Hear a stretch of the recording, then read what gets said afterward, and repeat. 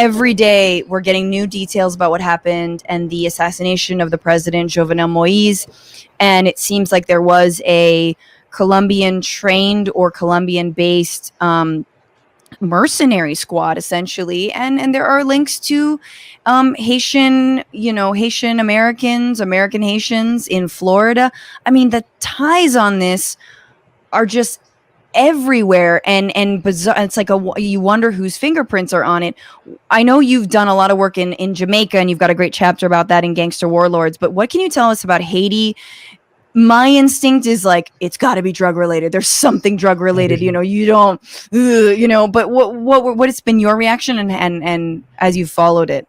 Yeah, I mean, huge story. This is a very important story. It goes a lot of ways. The first little thing about the Colombian mercenaries, the Colombians are some of the best military on the continent in the world. Best in terms of how they can actually do fighting. A lot of them retire at like 41. There's a lot of ex-Colombian armed forces. There's a lot of funny stories about this, that maybe they were hired for this job and didn't even know really what it was until the day they kind of suddenly according to some of these things. But there's certainly a lot of Colombian mercenaries, a lot of mercenaries across the continent.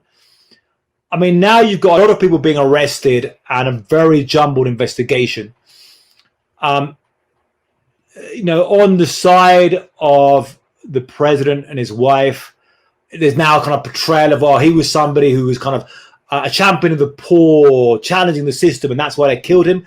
I don't think his record really shows that much. He was kind of still actually kind of part of the system. But he obviously upset some people, some powerful people.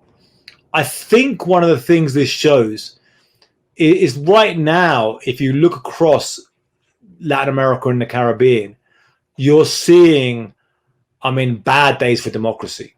Look what's happening in Nicaragua, the clampdowns on the press, on the opposition there, in Honduras, in El Salvador, in Brazil, in Venezuela. Right across. And a few years ago, there was kind of an idea, we're going to move to democracy and there'd be pressure put on certain things. But now that's not the case. Everyone can kind of get away with this. And so in Haiti, I think, some people in Haiti could think, we can take out the president if we don't like him. I think the atmosphere's changed. And, you've got this internal investigation, which is a mess, and people involved in the investigation itself. So they've been threatened and have run. So is it powerful people within the system have killed the president and kind of maneuvered this? And will there be any comeback on whoever takes power in Haiti? Maybe not. Right.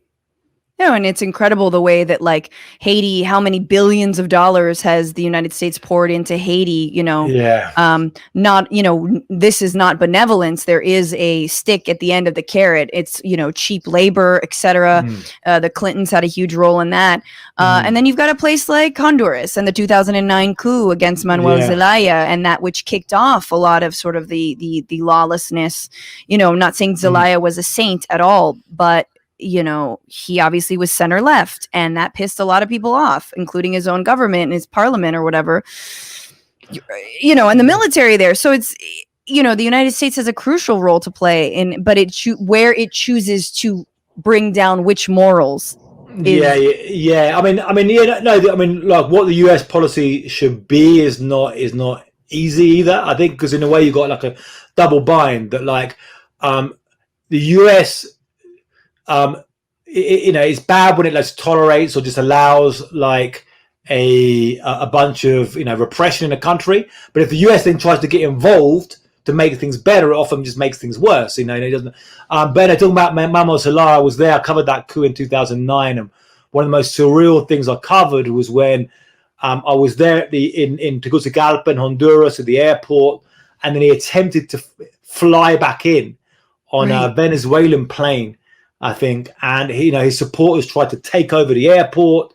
Then the military started shooting right where I was. They shot. It's like an 18-year-old protester who got shot in the head, and then his plane was just doing these circles round. You could see it in the air there, but a real surreal, crazy thing to cover.